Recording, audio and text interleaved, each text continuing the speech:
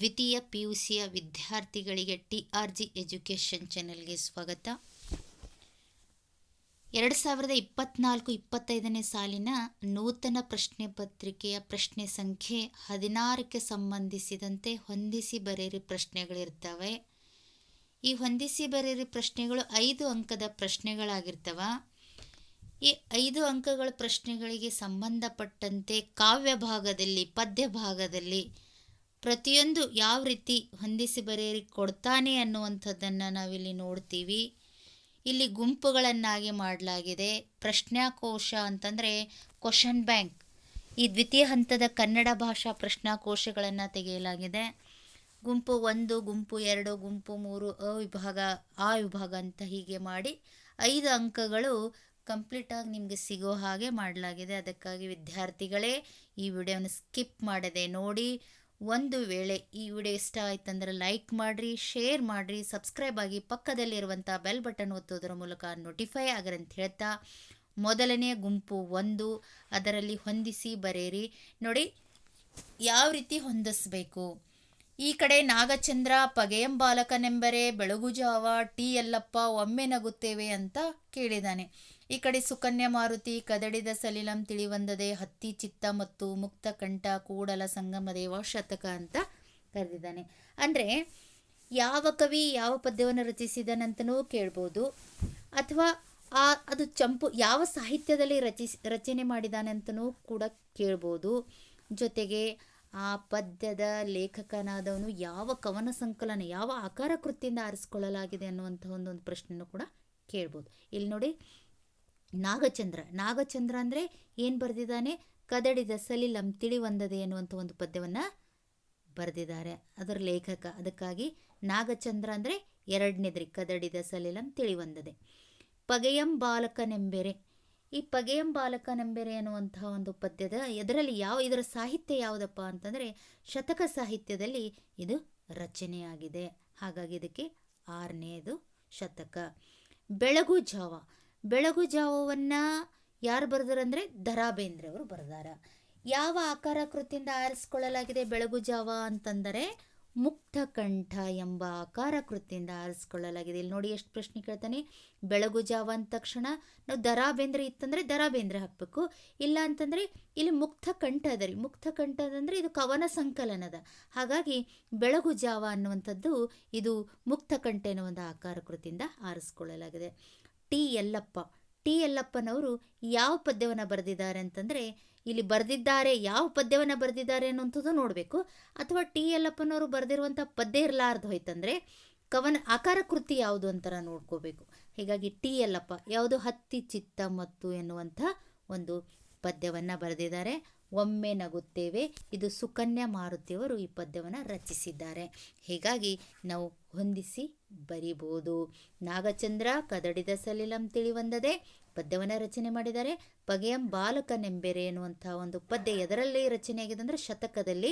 ಬೆಳಗು ಜಾವ ಎನ್ನುವಂಥ ಒಂದು ಪದ್ಯದ ಆಕಾರ ಕೃತಿ ಯಾವುದಂತಂದರೆ ಮುಕ್ತಕಂಠ. ಟಿ ಯಲ್ಲಪ್ಪನವರು ಬರೆದಿರುವಂಥ ಪದ್ಯ ಯಾವುದಂತಂದರೆ ಹತ್ತಿ ಚಿತ್ತ ಮತ್ತು ಒಮ್ಮೆ ನಗುತ್ತೇವೆ ಎನ್ನುವಂಥದ್ದು ಇದು ಯಾವುದಂತಂದರೆ ಸುಕನ್ಯಾ ಮಾರುತಿಯವರು ರಚಿಸಿರುವಂಥ ಪದ್ಯಗಳಾಗಿರ್ತವ ಅಂತ ನಾವಿಲ್ಲಿ ತಿಳಿಸ್ಬೋದು. ಗುಂಪು 1ರಲ್ಲಿ ಮುಗಿದೋಯ್ತು. ನಂತರ 2ನೆಯ ಗುಂಪು ನೋಡಿ, ಸರಿಯಾಗಿ ಗಮನಿಸಬೇಕು. ಉರ್ಲಿಂಗ ಪೆದ್ದಿ ಎನ್ನುವಂಥವ್ರು ಏನಪ್ಪ ಅಂದ್ರೆ ವಚನಗಳನ್ನು ರಚನೆ ಮಾಡಿದ್ದಾರೆ. ಹಾಗಾಗಿ ಉರ್ಲಿಂಗ ಪದ್ಯವರದ ಏನಪ್ಪ ಅಂತಂದರೆ ಇವ್ರದ್ದು ವಚನ ಅಂತ ಕೇಳ್ಬೋದು, ಅಥವಾ ಅಂಕಿತ ನಾಮನೂ ಕೇಳ್ಬೋದು. ಉರ್ಲಿಂಗ ಪೆದ್ದಿಯವರು ರಚಿಸಿರುವಂಥದ್ದು ಯಾವುದಪ್ಪ ಅಂತಂದರೆ ವಚನಗಳನ್ನು ರಚನೆ ಮಾಡಿದ್ದಾರೆ. ಕರ್ನಾಟ ಭಾರತ ಕಥಾ ಮಂಜರಿ ಇದು ಯಾರು ಬರೆದಿದ್ದಾರೆ? ಕುಮಾರವ್ಯಾಸನ ಕೃತಿ. ಕರ್ನಾಟ ಭಾರತ ಕಥಾ ಮಂಜರಿ ಎನ್ನುವಂಥದ್ದು ಕುಮಾರವ್ಯಾಸನ ಕೃತಿನೂ ಕೇಳ್ಬೋದು, ಆಕಾರ ಕೃತಿನೂ ಕೇಳ್ಬೋದು, ಪಾಠವನ್ನು ರಚಿಸಿದವರು ಯಾರಂತ ಕೇಳ್ಬೋದು. ಹೀಗೆ ಹಲವು ಪ್ರಶ್ನೆಗಳು ಇಲ್ಲಿ ಹುಟ್ಕೊಳ್ತವೆ. ಹೆಬ್ಬಾಳಿಯವರ ರಸಬಳ್ಳಿ ಎನ್ನುವಂಥದ್ದು ಏನದ ಅಂತಂದರೆ ಇದು ಜನಪದ ಇದೆ ರೀ. ಜನಪದ ಒಂದು ಗೀತೆ. ಮುಂಬೈ ಜಾತಕ ಎನ್ನುವಂತಹ ಒಂದು ಪದ್ಯವನ್ನು ಬರೆದವರು ಯಾರು? GS ರುದ್ರಪ್ಪ ರೀ. ಆ GS ರುದ್ರಪ್ಪವ್ರನ್ನವರು ಇಲ್ಲಿ GS ರುದ್ರಪ್ಪನ ಕೊಟ್ಟಿಲ್ಲ. ಮುಂಬೈ ಜಾತಕವನ್ನು ರಚಿಸಿದಂಥವರು GS ರುದ್ರಪ್ಪ ಅಂತ ಕೊಟ್ಟಿಲ್ಲ ಅಂತಂದರೆ ಇಲ್ಲಿ ತೆರೆದ ದಾರಿ ಅದ ರೀ. ತೆರೆದ ದಾರಿ ಅಂತಂದರೆ ಇದು ಕವನ ಸಂಕಲನ, ಅಂದರೆ ಆಕಾರ ಕೃತಿ. ಮುಂಬೈ ಜಾತಕವನ್ನು ತೆರೆದ ದಾರಿ ಎಂಬ ಆಕಾರ ಕೃತಿಯಿಂದ ಆರಿಸಿಕೊಳ್ಳಲಾಗಿದೆ. ಯಾರು? GS ರುದ್ರಪ್ಪನವರು. ಹೀಗೆ ಒಂದು ಪದ್ಯದ ಲೇಖಕ ಆ ಪದ್ಯದ ಆಕಾರ ಕೃತಿ ಜೊತೆಗೆ ಒಬ್ಬ ಕವಿಯ ಕೃತಿಗಳನ್ನು ಕೂಡ ನಾವಿಲ್ಲಿ ಗಮನ ಹರಿಸ್ಬೇಕು. ಅಂದಾಗ 5 ಅಂಕಗಳು ನಿಮಗೆ ಸಿಗ್ಲಕ್ಕೆ ಸಾಧ್ಯ ಆಗ್ತದ. KS ನಿಸಾರ್ ಅಹ್ಮದ್ ಯಾವ ಪದ್ಯವನ್ನು ರಚಿಸಿದ್ದಾರೆ ಅಂತಂದರೆ ಸಿಲಿಬೆ ಏರಿದಾನೆ ಅನ್ನುವಂಥ ಒಂದು ಪದ್ಯವನ್ನು ರಚಿಸಿದ್ದಾರೆ. ಹೀಗಾಗಿ ಉರ್ಲಿಂಗಪೆದ್ದೆಯವರು ವಚನಗಳನ್ನು ರಚಿಸಿದ್ದಾರೆ. ಕರ್ನಾಟಕ ಭಾರತ ಕಥಾ ಮಂಜರಿ ಎಂಬುದು ಕುಮಾರವ್ಯಾಸನ ಕೃತಿ. ಹಬ್ಬಲಿಯವರ ರಸಬಳ್ಳಿ ಎನ್ನುವಂಥದ್ದು ಒಂದು ಜನಪದ, ಅಂದರೆ ಗರತಿಯ ಹಾಡು ಎನ್ನುವಂಥ ತ್ರಿಪದಿಗಳಿಂದ ಆಯ್ದುಕೊಂಡಂಥ ಸಂಗ್ರಹದಿಂದ ಆಯ್ದ ಜನಪದ ತ್ರಿಪದಿಯದ ಯಾವುದು? ಹಬ್ಬಲಿಯವರ ರಸಬಳ್ಳಿ. ಮುಂಬೈ ಜಾತಕ ಅನ್ನುವಂಥ GS ರುದ್ರಪ್ಪನವರು ಬರೆದಿದ್ದಾರೆ. ಅದು ಯಾವುದಪ್ಪ ಅಂದರೆ ತೆರೆದ ದಾರಿ ಎನ್ನುವಂಥ ಒಂದು ಕವನ ಸಂಕಲನದಿಂದ ಅಥವಾ ಆಕಾರ ಕೃತಿಯಿಂದ ಆರಿಸಿಕೊಳ್ಳಲಾಗಿದೆ. KS ನಿಸಾರ್ ಅಹ್ಮದ್ ಅವರು ಸಿಲಿಬೆಗೇರಿದ್ದಾನೆ. 2ನೇ ಗುಂಪು ಮುಗೀತು. ಇಲ್ಲಿ 5 ಅಂಕಗಳನ್ನು ನಾವು ಗಳಿಸ್ಬೋದು. ನಂತರದಲ್ಲಿ 3ನೇ ಗುಂಪಿನಾಗ ನೋಡ್ರಿ, ಚಂಪು ಯಾರು ಬರೆದಿದ್ದಾರೆ ಅನ್ನುವಂಥದ್ದು ನೋಡಿ. ಸಾಹಿತ್ಯ, ಅದು ನಾಗಚಂದ್ರನು ಯಾವ ಸಾಹಿತ್ಯದಲ್ಲಿ ಬರೆದಿದ್ದಾನೆ, ಮತ್ತು ಜೊತೆಗೆ ಸಾಹಿತ್ಯದ ಪ್ರಕಾರ ಯಾವುದು, ಇನ್ನೊಂದೇನಪ್ಪ ಅಂತಂದರೆ ಆತನ ಬಿರುದು ಯಾವುದು, ಕೃತಿಗಳು ಯಾವುವು, ಹೀಗೆ ಪದ್ಯದ ಮೇಲೆ ಪದ್ಯೆಯ ಕವಿಗಳ ಮೇಲೆ ಹಲವಾರು ಪ್ರಶ್ನೆಗಳು ಹುಟ್ಕೊಳ್ತವ. ಇಲ್ಲಿ ಚಂಪು ಅಂತಂದರೆ ಇದು ಯಾರದ್ದು ಅಂತಂದಾಗ ನಾಗಚಂದ್ರನು ರಚಿಸಿರುವಂತಹ ಕದಡಿದ ಸಲಿಲಂ ತಿಳಿವಂದದೆ ಎನ್ನುವಂಥ ಪದ್ಯ ಯಾವುದರಲ್ಲಿ ರಚನೆ ಆಗ್ಯದ? ಚಂಪುವಿನಲ್ಲಿ ರಚನೆ ಆಗ್ಯದ. ಹೀಗಾಗಿ ನಾವು ಯಾರಿಗೆ ಹಾಕ್ಬೇಕಿದು ಚಂಪು ಅಂತಂದರೆ ನಾಗಚಂದ್ರನಿಗೆ ಗುರ್ತಿಸ್ಬೇಕು. ಚಂಪು ಅಂದಾಗ ನಾಗಚಂದ್ರ. ಬಸವಣ್ಣನವರಂದ ತಕ್ಷಣ ನಿಮ್ಗೆಲ್ಲರಿಗೂ ಗುರುತು ಕೂಡಲ ಸಂಗಮ ದೇವ ಅಂಕಿತ ನಾಮ ಇದೆ ರೀ ಬಸವಣ್ಣಂದು. ಜಾಲಿಯ ಮರದಂತೆ ಯಾರು ಬರೆದಿದ್ದಾರೆ? ಪುರಂದರದಾಸರು ಬರೆದಿದ್ದಾರೆ. ಒಂದು ಹೂ ಹೆಚ್ಚಿಗಿಡ್ತೀನಿ ಯಾರು ಬರೆದಿದ್ದಾರೆ? ಲಲಿತಾ ಸಿದ್ಧಬಸವಯ್ಯನವರು ಈ ಒಂದು ಹೂ ಹೆಚ್ಚಿಗಿಡ್ತೀನಿ ಅನ್ನುವಂಥ ಒಂದು ಪದ್ಯವನ್ನು ರಚಿಸಿದ್ದಾರೆ. ಸುಕನ್ಯಾ ಮಾರುತಿ ಏನು ಬರೆದಿದ್ದಾರೆ ಅಂದರೆ ಒಮ್ಮೆ ನಗುತ್ತೇವೆ ಎನ್ನುವಂಥದ್ದು ಈ ಸುಕನ್ಯಾ ಮಾರುತಿ. ನೋಡಿ ಪ್ರಶ್ನೆ ಹೆಂಗೆ ಕೇಳ್ತಾನೆ, ಸುಕನ್ಯಾ ಮಾರುತಿಯವರು ರಚಿಸಿರುವಂಥ ಪದ್ಯ ಯಾವುದು? ಒಮ್ಮೆ ನಗುತ್ತೇವೆ. ಸುಕನ್ಯಾ ಮಾರುತಿಯವರು ರಚಿಸಿರುವಂಥ ಒಮ್ಮೆ ನಗುತ್ತೇವೆ ಅನ್ನೋಂಥ ಪದ್ಯದ ಆಕಾರ ಕೃತಿ ಯಾವುದು ಅಂತ ಪ್ರಶ್ನೆ ಕೇಳ್ತಾನೆ. ನಾನೆಂಬ ಮಾಯೆ. ನೋಡಿ ಹೇಗಿರ್ತವೆ. ಹೀಗೆ GS ರುದ್ರಪ್ಪನವರು ಬರೆದಿರುವಂಥ ಪದ್ಯ ಯಾವುದು? ಮುಂಬೈ ಜಾತಕ. GS ರುದ್ರಪ್ಪನವರು ಬರೆದಿರುವಂತಹ ಮುಂಬೈ ಜಾತಕದ ಆಕಾರ ಕೃತಿ ಯಾವುದಂದ್ರೆ ತೆರೆದ ದಾರಿ.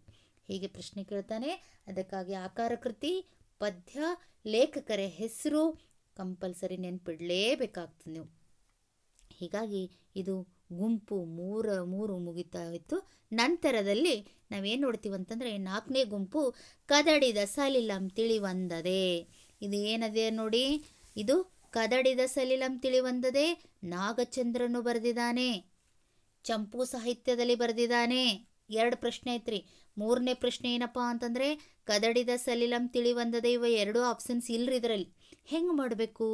ಪಂಪರಾಮಾಯಣ ಅಂದರೆ ನಾಗಚಂದ್ರನು ಬರೆದಿರುವಂತಹ ಪಂಪರಾಮಾಯಣ ಎಂಬ ಕೃತಿಯಿಂದ ಈ ಕದಡಿದ ಸಲಿಲಂ ತಿಳಿವಂದದೆ ಎನ್ನುವಂಥದ್ದನ್ನು ಆರಿಸಿಕೊಳ್ಳಲಾಗಿದೆ. ಹಾಗಾಗಿ ಪಂಪರಾಮಾಯಣ ಅನ್ನುವಂಥ ಒಂದು ಕೃತಿ ಏನಪ್ಪ ಅಂದ್ರೆ ಕದಡಿದ ಸಲಿಲಂ ತಿಳಿವಂದದಕ್ಕೆ ಹೋಲಿಕೆ ಆಗುತ್ತೆ. ಪುಲಿಗೆರೆ ಸೋಮನಾಥನವರು ಬರೆದಿರುವಂಥದ್ದು ಯಾವುದದ ನೋಡ್ರಿ, ಪಗೆಯಂ ಬಾಲಕನೆಂಬೆರೆ ಪುಲಿಗೆರೆ ಸೋಮನಾಥಂದು. ದ.ರಾ ಬೇಂದ್ರೆಯವರು ಬರೆದಿರುವಂಥದ್ದು ಯಾವುದು? ಬೆಳಗು ಜಾವ. ದ.ರಾ ಬೇಂದ್ರೆಯವರು ಬರೆದಿರುವಂಥದ್ದು ಬೆಳಗು ಜಾವ. ಈ ಬೆಳಗು ಜಾವ ಎನ್ನುವಂಥ ಪದ್ಯವನ್ನು ಯಾವ ಆಕಾರ ಕೃತಿಯಿಂದ ಆರಿಸಿಕೊಳ್ಳಲಾಗಿದೆ ಅಂತಂದರೆ ಮುಕ್ತಕಂಠ. ನೆನ್ಪಿಟ್ಕೊಳ್ಬೇಕು, ಮುಕ್ತಕಂಠ. ಮುಕ್ತಕಂಠ ಎಂಬ ಆಕಾರ ಕೃತಿಯಿಂದ ಏನಪ್ಪ ಅಂತಂದರೆ ಇಲ್ಲಿ ಆರಿಸಿಕೊಳ್ಳಲಾಗಿದೆ. ದ.ರಾ ಬೇಂದ್ರೆಯವರು ಬೆಳಗು ಜಾವವನ್ನು ಬರೆದಿದ್ದಾರೆ. ಬೆಳಗು ಜಾವ ಎನ್ನುವಂಥ ಪದ್ಯವನ್ನು ಯಾವ ಆಕಾರ ಕೃತಿಯಿಂದ ಆರಿಸಿಕೊಳ್ಳಲಾಗಿದೆ ಅಂದರೆ ಮುಕ್ತಕಂಠ ಎನ್ನುವಂಥ ಪದ್ಯದಿಂದ ಆರಿಸಿಕೊಳ್ಳಲಾಗಿದೆ. GS ಶಿವರುದ್ರಪ್ಪನವರು ಯಾವ ಪದ್ಯವನ್ನು ಬರೆದಿದ್ದಾರೆ? ಮುಂಬೈ ಜಾತಕವನ್ನು ಬರೆದಿದ್ದಾರೆ. ಇಲ್ಲಿ ನೋಡಿ ಮುಂಬೈ ಜಾತಕ ಅದ ಇಲ್ಲಿ. ಒಂದು ವೇಳೆ ಪದ್ಯವನ್ನು ಬರೆದಿದ್ದಂಥವ್ರು ಯಾರು, ಯಾವುದು ಅಂತ ಪ್ರಶ್ನೆ ಕೇಳ್ಬೋದು. ಜೊತೆಗೆ ಅದರ ಆಕಾರ ಕೃತಿ ಯಾವುದಂತ ಕೇಳ್ಬೋದು. ಜೊತೆಗೆ ಅದು ಯಾವ ಸಾಹಿತ್ಯದಲ್ಲಿ ರಚನೆ ಆಗ್ಯದ ಅಂತ ಕೇಳ್ಬೋದು. ಹೀಗೆ ಪ್ರಶ್ನೆಯನ್ನು ಕೇಳ್ತಾರೆ. ಸಿಲಿಬೆ ಏರಿದ್ದಾನೆ, ಸಿಲಿಬೆಗೇರಿದ್ದಾನೆ ಎನ್ನುವಂಥ ಒಂದು ಪದ್ಯವನ್ನು ಯಾರು ರಚಿಸಿದ್ದಾರೆ? KS ನಿಸಾರ್ ಅಹ್ಮದ್. ಈ ರೀತಿಯಾಗಿ ನಾವು ಹೋಲಿಸ್ಬೋದು. ನಂತರದಲ್ಲಿ ನೋಡಿ 5ನೆಯ ಗುಂಪು ಉರುಲಿಂಗ ಪೆದ್ದಿಯ ಅಂಕಿತನಾಮ ಕೇಳಿದಾನಿಲ್ಲಿ. ಅಲ್ಲಿ ವಚನಗಳ ರಚನೆ ಮಾಡಿದಾನಂತ ಕೇಳಿದಾನೆ. ಇಲ್ಲಿ ಉರ್ಲಿಂಗ ಪೆದ್ದಿಯ ಅಂಕಿತನಾಮ ಏನು ಅಂದಾಗ ಉರ್ಲಿಂಗ ಪೆದ್ದಿ ಪ್ರಿಯ ವಿಶ್ವೇಶ್ವರ ಇನ್ನು ಹುಟ್ಟದೇ ಇರಲಿ ನಾರಿಯರೆನ್ನವಲು. ಇದು ಯಾರು ಬರೆದಿದ್ದಾರೆ ನೋಡಿ? ಹರರ ಶ್ರೀ ಚೆನ್ನ ಸೋಮೇಶ್ವರ. ತ್ರಿಪದಿನ ಚಿಟ್ಟೆ ಮತ್ತು ಜೀವಾಯನ ಷಟ್ಪದಿ. ನೋಡಿ ಇಲ್ಲಿ ಹೆಂಗೆ ಕೇಳಿದಾನೆ. ಯಾವಾಗ ಕದಡಿದ ಸಲಿಲಂ ತಿಳಿವಂದದೆ ನಾಗಚಂದ್ರನು ಚಂಪಿನಲ್ಲಿ ರಚಿಸಿದರೆ ಇನ್ನು ಹುಟ್ಟದೇ ಇರಲಿ ನಾರಿಯರೆನ್ನವಲು ಕುಮಾರವ್ಯಾಸನು ಷಟ್ಪದಿಯಲ್ಲಿ ರಚಿಸಿದಾನೆ. ಹಾಗಾಗಿ ಇದು ಷಟ್ಪದಿ ಅಂತ ಅನ್ಸ್ಕೊಳ್ಳುತ್ತೆ. ಪುಲಿಗೆರೆ ಸೋಮನಾಥ, ಪುಲಿಗೆರೆ ಸೋಮನಾಥನ ಅಂಕಿತನಾಮ ಹರರ ಶ್ರೀ ಚೆನ್ನ ಸೋಮೇಶ್ವರ. ಹಬ್ಬಲಿಯವರ ರಸಬಳ್ಳಿ, ಹಬ್ಬಲಿಯವರ ರಸಬಳ್ಳಿ ಎನ್ನುವಂಥ ಒಂದು ಪದ್ಯವನ್ನು ಗರತಿಯ ಹಾಡು ಎಂಬ ತ್ರಿಪದಿಗಳ ಸಂಗ್ರಹದಿಂದ ಆಯ್ದ ಜನಪದ ತ್ರಿಪದಿ. ಯಾವುದು? ಹಬ್ಬಲಿಯವರ ರಸಬಳ್ಳಿ ಅಂದರೆ ತ್ರಿಪದಿ. ಹತ್ತಿ ಚಿತ್ತ ಮತ್ತು, ನೋಡ್ರಿ ಇಲ್ಲಿ ನೆನ್ಪಿಟ್ಕೊಳ್ಬೇಕು, ಹತ್ತಿ ಚಿತ್ತ ಮತ್ತು ಅನ್ನುವಂಥ ಪದ್ಯವನ್ನು ಬರೆದವರು ಪ್ರೊಫೆಸರ್ ಟಿ ಯಲ್ಲಪ್ಪ. ಇದರ ಆಕಾರ ಕೃತಿ ಚಿಟ್ಟೆ ಮತ್ತು ಜೀವನ. ಭಾಳ ಇಂಪಾರ್ಟೆಂಟ್ ರೀ. ಯಾವುದ್ರಿ ಇದರ ಆಕಾರ ಕೃತಿ? ಚಿಟ್ಟೆ ಮತ್ತು ಜೀವಯನ ಎನ್ನುವಂಥ ಆಕಾರ ಕೃತಿಯಿಂದ ಆರಿಸಿಕೊಳ್ಳಲಾಗಿದೆ. 6ನೆಯ ಗುಂಪನ್ನು ನಾವು ನೋಡೋದಾದರೆ ಬಸವಣ್ಣನವರು ಅಂದ ತಕ್ಷಣ ಕೂಡಲ ಸಂಗಮ ದೇವ ಅಂತ ನಾವು ಹಾಕ್ತೀವಿ. ಕುಮಾರವ್ಯಾಸ ಅಂದಾಗ ಆತನ ಕುಮಾರವ್ಯಾಸ ಭಾರತ ಎನ್ನುವಂಥ ಕೃತಿ ಅದ ನೋಡಿ. ಕೃತಿನೂ ಕೇಳ್ಬೋದು, ಯಾವ ಸಾಹಿತ್ಯದ ಪ್ರಕಾರ ಅಂತಲೂ ಕೇಳ್ಬೋದು, ಜೊತೆಗೆ ಆತನ ಬಿರುದು ಕೇಳ್ಬೋದು, ಆ ಪದ್ಯದ ಆಕಾರ ಕೃತಿ ಯಾವುದು ಅಂತ ಕೇಳ್ಬೋದು. ಈ ರೀತಿಯಾಗಿ ಕೇಳ್ತಾ ಹೋಗ್ತಾರೆ. ಜಾಲಿಯ ಮರದಂತೆ, ಜಾಲಿಯ ಮರದಂತೆ ಅನ್ನುವಂಥದ್ದು ಪುರಂದರದಾಸರ ಇಲ್ಲರಿ. ಇದು ಬರೆದಿದ್ದಾನೆ ಪುರಂದರದಾಸ, ಆದರೆ ಇಲ್ಲಿ ಪುರಂದರದಾಸ್ ಇಲ್ಲ. ಹೆಂಗೆ ಮಾಡಬೇಕು? ಜಾಲಿಯ ಮರದಂತೆ ಎನ್ನುವಂಥ ಒಂದು ಪದ್ಯವನ್ನು ಪುರಂದರದಾಸರು ರಚಿಸಿದ್ದಾರೆ. ಎದರಲ್ಲಿ? ಕೀರ್ತನೆಯಲ್ಲಿ. ಲಲಿತಾ ಸಿದ್ದಬಸವಯ್ಯ, ಲಲಿತಾ ಸಿದ್ದಬಸವಯ್ಯನವರು ಯಾವ ಪದ್ಯವನ್ನು ರಚಿಸಿದ್ದಾರೆ ಅಂದರೆ ಒಂದು ಹೂ ಹೆಚ್ಚಿಗಿಡ್ತೀನಿ ಅನ್ನುವಂಥದ್ದು. ಒಮ್ಮೆ ನಗುತ್ತೇವೆ, ಈ ಪದ್ಯವನ್ನು ರಚಿಸಿದಂಥವರು ಯಾರು ಅಂದಾಗ ಸುಕನ್ಯಾ ಮಾರುತಿ ಅಂತದರಿ. ಆದರೆ ಇಲ್ಲಿ ಇಲ್ಲ, ಆಪ್ಷನ್ಸ್ನಲ್ಲಿ ಇಲ್ಲ. ನೀವು ಹೆಂಗೆ ಮಾಡ್ತೀರಾ? ಒಮ್ಮೆ ನಗುತ್ತೇವೆ ಎನ್ನುವಂಥ ಒಂದು ಪದ್ಯದ ಆಕಾರ ಕೃತಿ ನಾನೆಂಬ ಮಾಯೆ. ನೋಡಿ, ನಾನೆಂಬ ಮಾಯೆ, ಇಲ್ಲಿ ತೆರೆದ ದಾರಿ ಇಲ್ಲ. ಬೆಳಗುಜಾವದ ಆಕಾರ ಕೃತಿ ಮುಕ್ತಕಂಠ ಮತ್ತು ತೆರೆದ ದಾರಿ ಅಂದರೆ ಮುಂಬೈ ಜಾತಕದ ಆಕಾರ ಕೃತಿ ತೆರೆದ ದಾರಿ ಅದ ರೀ. ನೆನ್ಪಿಟ್ಕೊಳ್ಳಿ, ಮುಂಬೈ ಜಾತಕ ಪದ್ಯದ ಆಕಾರ ಕೃತಿ ತೆರೆದ ದಾರಿ, ಬೆಳಗುಜಾವದ ಆಕಾರ ಕೃತಿ ಮುಕ್ತಕಂಠ. ಹಾಗಾಗಿ ಇಲ್ಲಿ ತೆರೆದ ದಾರಿ ಆಗಲ್ರಿ. ಯಾಕೆ ತೆರೆದ ದಾರಿ ಆಗಲ್ಲ? ಇಲ್ಲಿ ಮುಂಬೈ ಜಾತಕನೂ ಇಲ್ಲ, ಜೊತೆಗೆ GS ಶಿವರುದ್ರಪ್ಪನವ್ರದ್ದು ಅಂತ ಇಲ್ಲ. ಅವೆರಡು ಆಪ್ಷನ್ಸ್ ಇರ್ತೀವಂತಂದರೆ ಈ ಕಡೆ ತೆರೆದ ದಾರಿ ಆಗ್ತಿತ್ತು. ಆದರೆ ಒಮ್ಮೆ ನಗುತ್ತೇವೆ, ಒಮ್ಮೆ ನಗುತ್ತೇವೆ ಅಂದರೆ ನಾನೆಂಬ ಮಾಯೆ ಎನ್ನುವಂಥ ಆಕಾರ ಕೃತಿ ಅದ ರೀ. ಇದು ಆಕಾರ ಕೃತಿಯದ ನಾನೆಂಬ ಮಾಯೆ ಅದರದು ಒಮ್ಮೆ ನಗುತ್ತೇವೆ. ಈ ರೀತಿಯಾಗಿ ನಾವು ಹೊಂದಿಸ್ಬೋದ್ರಿ. ಗುಂಪು 2ರಲ್ಲಿ ಮೊದಲನೇದು ನೋಡ್ರಿ, ಕುಮಾರವ್ಯಾಸ. ಕುಮಾರವ್ಯಾಸನ ಕೃತಿಗಳು ಕರ್ನಾಟ ಭಾರತ ಕಥಾಮಂಜರಿ ಅದಕ್ಕೆ ಹಾಕಬೇಕು. ಪುರಂದರದಾಸರು ಏನು? ಪುರಂದರದಾಸರದು ಪುರಂದರ ವಿಠಲ ಎನ್ನುವಂಥ ಅಂಕಿತನಾಮ ಅದ, ಅದಕ್ಕಾಗಿ ಪುರಂದರ ವಿಠಲ. ಒಂದು ಹೂ ಹೆಚ್ಚಿಗಿಡ್ತೀನಿ ಎನ್ನುವಂಥ ಒಂದು ಪದ್ಯವನ್ನು ಬರೆದವರು ಯಾರು? ಲಲಿತಾ ಸಿದ್ದಬಸವಯ್ಯ. ಹತ್ತಿ ಚಿತ್ತ ಮತ್ತು ಯಾರು ಬರೆದಿದ್ದಾರೆ? Professor T Yallappa. ಒಂದು ವೇಳೆ ಹತ್ತಿ ಚಿತ್ತ ಮತ್ತು ಟಿ ಯಲ್ಲಪ್ಪ ಇರಲಿಲ್ಲ ಅಂತಂದರೆ, ಬಿ ಭಾಗದಾಗ ಇರಲಿಲ್ಲ ಅಂತಂದರೆ ಈ ಜಾಗದಾಗ ಏನಿರುತ್ತೆಪ್ಪ ಅಂತಂದರೆ ಚಿಟ್ಟೆ ಮತ್ತು ಜೀವಯನ ಎನ್ನುವಂಥ ಆಕಾರ ಕೃತಿ ಇರ್ತಿತ್ರಿ, ಅದಕ್ಕೆ ಹಾಕಬೇಕು. ಒಮ್ಮೆ ನಗುತ್ತೇವೆ ಎನ್ನುವಂಥ ಒಂದು ಪದ್ಯವನ್ನು ಯಾರು ಬರೆದಿದ್ದಾರೆ? ಏನು? ಸುಕನ್ಯಾ ಮಾರುತಿ ಬರೆದಿದ್ದಾರೆ. ಇಲ್ಲದೆ ನೋಡಿ, 3ನೇ ಸುಕನ್ಯಾ ಮಾರುತಿ. ಸುಕನ್ಯಾ ಮಾರುತಿಯವರು ಏನು ಮಾಡಿದಾರ? ಒಮ್ಮೆ ನಗುತ್ತೇವೆ ಎನ್ನುವಂಥ ಒಂದು ಪದ್ಯವನ್ನು ರಚಿಸಿದ್ದಾರೆ. ಕುಮಾರವ್ಯಾಸನ ಕರ್ನಾಟ ಭಾರತ ಕಥಾಮಂಜರಿ, ಪುರಂದರದಾಸರದು ಪುರಂದರ ವಿಠಲ, ಒಂದು ಹೂ ಹೆಚ್ಚಿಗಿಡ್ತೀನಿ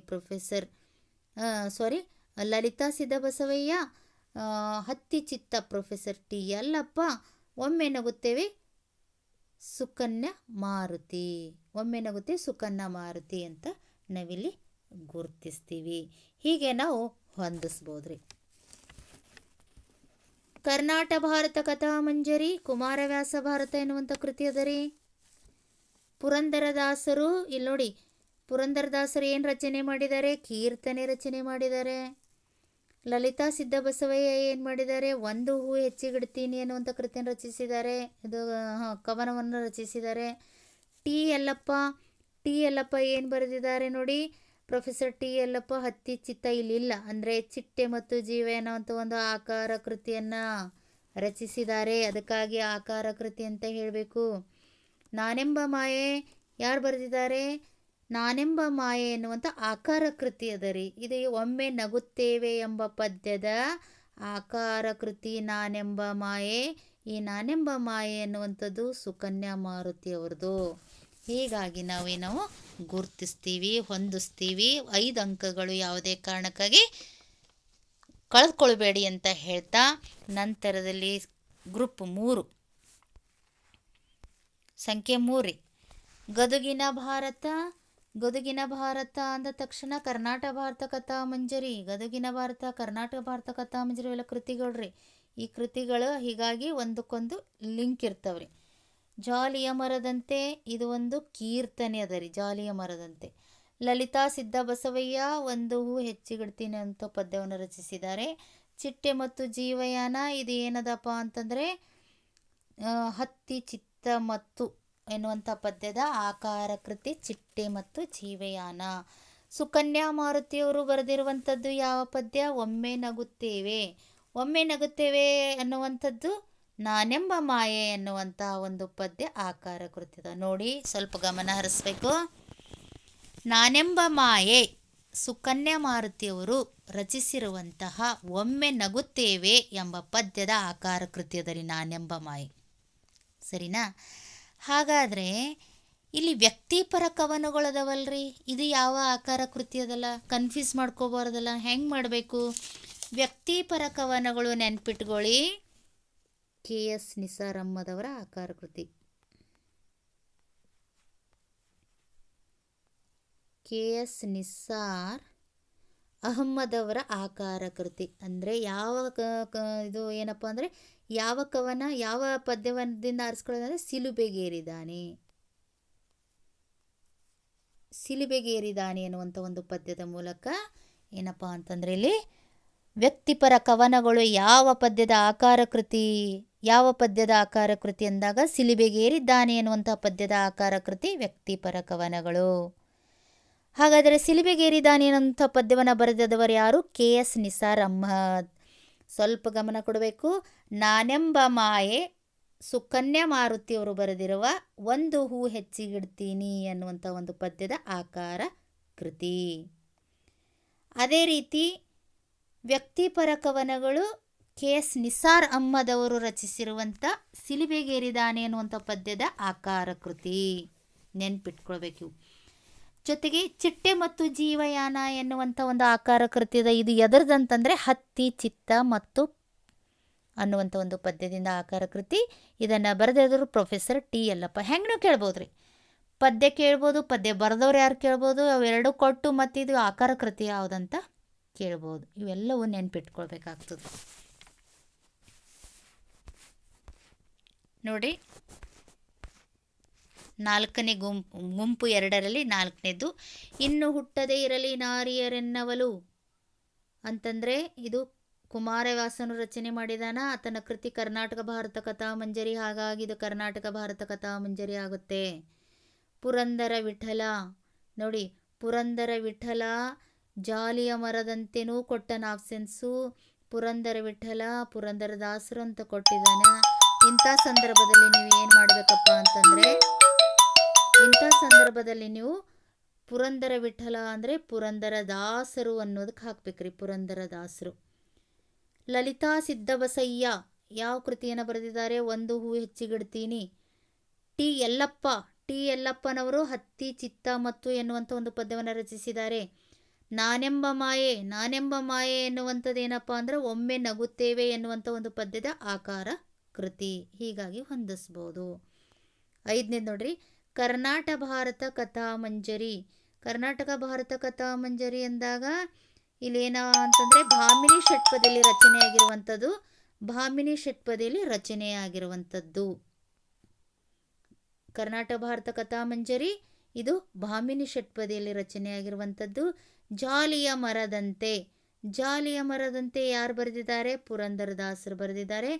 ಒಂದು ಹೂ ಹೆಚ್ಚಿಗಿಡ್ತೀನಿ ಎನ್ನುವಂಥ ಪದ್ಯವನ್ನು ರಚಿಸಿದವರು ಲಲಿತಾ ಸಿದ್ದಬಸವಯ್ಯ. ಹತ್ತಿ ಚಿತ್ತ ಮತ್ತು ಇದು ಚಿಟ್ಟೆ ಮತ್ತು ಜೀವ ಎನ್ನುವಂಥ ಆಕಾರ ಕೃತಿ ಅದ. ಸುಕನ್ಯಾ ಮಾರುತಿಯವರು ರಚಿಸಿರುವಂಥದ್ದು ಒಮ್ಮೆ ನಗುತ್ತೇವೆ ಎನ್ನುವಂಥ ಒಂದು ಪದ್ಯದಿಂದ ಆರಿಸಿಕೊಳ್ಳಲಾಗಿದೆ. ಈ ರೀತಿಯಾಗಿ ನಾವು ಹೊಂದಿಸಿ ಬರಿಬೋದ್ರಿ. ನಂತರದಲ್ಲಿ 6ನೇ ಗುಂಪಿನಲ್ಲಿ 6ನೇದು ನೋಡ್ರಿ, ಇನ್ನು ಹುಟ್ಟದೇ ಇರಲಿ ನಾರಿಯರೆನ್ನವಲು. ಇದು ಕುಮಾರವ್ಯಾಸನು ಬರೆದಿರುವಂಥದ್ದು. ಪುರಂದರ ವಿಠಲ ಇದು ಜಾಲಿಯ ಮರ. ನೋಡ್ರಿ, ಪುರಂದರ ವಿಠಲ ಪುರಂದರದಾಸ್ ಇತ್ತಂದರೆ ಪುರಂದರದಾಸ್ ಆಗ್ತಿತ್ತು. ಪುರಂದರ ವಿಠಲ ಇಲ್ಲಿ ಜಾಲಿಯ ಮರದಂತೆ. ಒಂದು ಹೂ ಹೆಚ್ಚಿಗಿಡ್ತೀನಿ ಇದು ಯಾರ್ದಪ್ಪ ಅಂತಂದರೆ ಲಲಿತಾ ಸಿದ್ದಬಸವಯ್ಯ. ಚಿಟ್ಟೆ ಮತ್ತು ಜೀವೆಯನ್ನು ಪ್ರೊಫೆಸರ್ ಟಿ ಯಲ್ಲಪ್ಪನವರ ಒಂದು ಆಕಾರ ಕೃತಿ. ಒಮ್ಮೆ ನಗುತ್ತೇವೆ ಯಾರ್ದಪ್ಪ ಅಂತಂದರೆ ಇದು ಸುಕನ್ಯಾ ಮಾರುತಿಯವ್ರದ್ದು ಬರೆದಿರುವಂಥ ಒಮ್ಮೆ ನಗುತ್ತೇವೆ. ಆದರೆ ಇಲ್ಲಿ ನಾನೆಂಬ ಮಾಯೆ ಆಕಾರ ಕೃತಿ. ಹೀಗಾಗಿ ನಾವು ಹೊಂದಿಸ್ಬೋದು ಅಂತಲೂ ಇಲ್ಲಿ ಹೇಳ್ಬೋದು. ಗುಂಪು 3. ಈ ಗುಂಪು 3ನಲ್ಲಿ ಪುಲಿಗೆರೆ ಸೋಮನಾಥನು ರಚಿಸಿರುವಂಥದ್ದು ಯಾವುದಂತಂದರೆ ಸೋಮೇಶ್ವರ ಶತಕ ಎನ್ನುವಂಥ ಒಂದು ಕೃತಿ ಪುಲಿಗೆರೆ ಸೋಮನಾಥಂದದ. ಜಾಲಿಯ ಮರದಂತೆ ಪುರಂದರದಾಸರು. ಹಬ್ಬಾಳಿಯವರ ರಸಬಳ್ಳಿ ಇದು ಗರತಿ ಹಾಡೋದರಿ. ಹಬ್ಬಾಳಿಯವರ ರಸಬಳ್ಳಿ ಗರತಿಯ ಹಾಡು ಎಂಬ ತ್ರಿಪದಿಗಳ ಸಂಗ್ರಹದಿಂದ ಆಯ್ದ ಜನಪದ ತ್ರಿಪದಿ ಅದ. ಅದಕ್ಕಾಗಿ ಗರತಿಯ ಹಾಡು ಹಬ್ಬಾಳಿಯವರ ರಸಬಳ್ಳಿ. ಹತ್ತಿ ಚಿತ್ತ ಮತ್ತು ಪ್ರೊಫೆಸರ್ ಟಿ ಯಲ್ಲಪ್ಪ ಬರೆದಿದ್ದಾರೆ. ಒಮ್ಮೆ ನಗುತ್ತೇವೆ ಎನ್ನುವಂಥದ್ದು ಸುಕನ್ಯಾ ಮಾರುತಿಯವರು ರಚಿಸಿದ್ದಾರೆ. 2ನೇದು ಪುಲಿಗೆರೆ ಸೋಮನಾಥನವರ ಹರಹರ ಶ್ರೀ ಚೆನ್ನ ಸೋಮೇಶ್ವರ ಅನ್ನುವಂಥ ಒಂದು ಅಂಕಿತನಾಮ. ಪುರಂದರ ವಿಠಲ ಎನ್ನುವಂಥದ್ದು ಯಾವುದಪ್ಪ ಅಂದರೆ ಜಾಲಿಯ ಮರದಂತೆ. ಹಬ್ಬಾಳಿಯವರ ರಸಬಳ್ಳಿ ಎನ್ನುವಂಥದ್ದು ಗರತಿಯ ಹಾಡು ಎಂಬ ತ್ರಿಪದಿಯಿಂದ ಆರಿಸಿಕೊಳ್ಳಲಾಗಿದೆ. ಟಿ ಯಲ್ಲಪ್ಪನವರು ಯಾವ್ದು ಬರೆದಿದ್ದಾರೆ? ಹತ್ತಿ ಚಿತ್ತ ಮತ್ತು. ಸುಕನ್ಯಾ ಮಾರುತಿಯವರು ಯಾವ್ದು ಬರೆದಿದ್ದಾರೆ ಅಂತಂದರೆ ಇಲ್ಲಿ ಯಾವುದಾಗ್ತದಂದ್ರೆ ಒಮ್ಮೆ ನಗುತ್ತೇವೆ. ಸುಕನ್ಯಾ ಮಾರುತಿಯವರು ಒಮ್ಮೆ ನಗುತ್ತೇವೆ ಅನ್ನುವಂಥ ಪದ್ಯವನ್ನು ರಚಿಸಿದ್ದಾರೆ. ಹರಹರ ಶ್ರೀ ಚೆನ್ನ ಸೋಮೇಶ್ವರ ಅನ್ನುವಂಥದ್ದು ಪುಲಿಗೆರೆ ಸೋಮನಾಥಂದರಿದು. ಪುರಂದರದಾಸರು ಪುರಂದರ ವಿಠಲ ಎಂಬ ಅಂಕಿತ ನಾಮದರಿ. ಗರತಿಯ ಹಾಡು ಇದು ಒಂದು ತ್ರಿಪದಿ ಅದರಿ. ಇದು ತ್ರಿಪದಿ ಜನಪದ ತ್ರಿಪದಿ ಅದ. ಟಿ ಯಲ್ಲಪ್ಪನವರು ಚಿಟ್ಟೆ ಮತ್ತು ಜೀವಯನೆಂಬ ಆಕಾರ ಕೃತಿಯನ್ನು ರಚಿಸಿದ್ದಾರೆ. ಒಮ್ಮೆ ನಗುತ್ತೇವೆ ಎನ್ನುವಂಥದ್ದು ಈ ಒಮ್ಮೆ ನಗುತ್ತೇವೆ ಎನ್ನುವಂಥ ಪದ್ಯವನ್ನು ಸುಕನ್ಯಾ ಮಾರುತಿಯವರು ಬರೆದಿದ್ದಾರೆ. ನಾನೆಂಬ ಮಾಯೆ ಆಕಾರ ಕೃತಿ ಅದರಿದ್ರು. ಟಿ ಯಲ್ಲಪ್ಪಂದು ಚಿಟ್ಟೆ ಮತ್ತು ಜೀವಯನ ಆಕಾರ ಕೃತಿ ಅದ. ಈ ರೀತಿಯಾಗಿ ನಾವು ಹೊಂದಿಸ್ಬೋದು. 5 ಅಂಕಗಳನ್ನು ಪಡಿಬೋದು. ಪುಲಿಗೆರೆ ಸೋಮನಾಥನ ಹರಹರ ಶ್ರೀ ಚೆನ್ನ ಸೋಮೇಶ್ವರ. ಜಾಲಿಯ ಮರದಂತೆ ಯಾವುದು ಬರ್ತದ? ಜಾಲಿಯ ಮರದಂತೆ ಕೀರ್ತನೆ ಅದರಿದು. ಜನಪದ ಅನ್ನುವಂಥದ್ದು ಹಬ್ಬಾಳಿಯವರ ರಸಬಳ್ಳಿ. ಹತ್ತಿ ಚಿತ್ತ ಮತ್ತು ಇದು ಏನದ ಅಂತಂದರೆ ಚಿಟ್ಟೆ ಮತ್ತು ಜೀವಯನ ಆಕಾರ ಕೃತಿ ಅದ. ಸುಕನ್ಯಾ ಮಾರುತಿಯವ್ರದ್ದು ಆಕಾರ ಕೃತಿ ನಾನೆಂಬ ಮಾಯೆ. ಈ ರೀತಿಯಾಗಿ ನಾವು ಹೊಂದಿಸ್ಬೋದು. ನಂತರದಲ್ಲಿ ಸೋಮೇಶ್ವರ ಶತಕ ಎನ್ನುವಂಥದ್ದು ಪುಲಿಗೆರೆ ಸೋಮನಾಥರವರು ರಚಿಸಿರುವಂಥದ್ದು. ಪುರಂದರ ವಿಠಲ ಎನ್ನುವಂಥದ್ದು ಪುರಂದರದಾಸರದು. ಹಬ್ಬಾಳಿಯವರ ರಸಬಳ್ಳಿ ಎನ್ನುವಂಥದ್ದು ಜನಪದ. ಚಿಟ್ಟೆ ಮತ್ತು ಜೀವಯಾನ ಎನ್ನುವಂಥದ್ದು ಹತ್ತಿ ಚಿತ್ತ ಮತ್ತು ಎಂಬ ಪದ್ಯದ ಆಕಾರ ಕೃತಿ. ನಾನೆಂಬ ಮಾಯೆ ಸುಕನ್ಯಾ ಮಾರುತಿಯವರು ರಚಿಸಿರುವಂಥ ಒಮ್ಮೆ ನಗುತ್ತೇವೆ ಎಂಬ ಪದ್ಯದ ಆಕಾರ ಕೃತಿ ನಾನೆಂಬ ಮಾಯೆ. ಈ ರೀತಿಯಾಗಿ ಹೊಂದಿಸ್ಬೋದ್ರಿ. 5 ಅಂಕಗಳನ್ನು ಪಡಿಬೋದು. ಈ ರೀತಿಯಾಗಿ ವಿದ್ಯಾರ್ಥಿಗಳೇ 5 ಅಂಕಗಳು ಯಾವುದೇ ಕಾರಣಕ್ಕಾಗಿ ಮಿಸ್ ಆಗಬಾರ್ದು.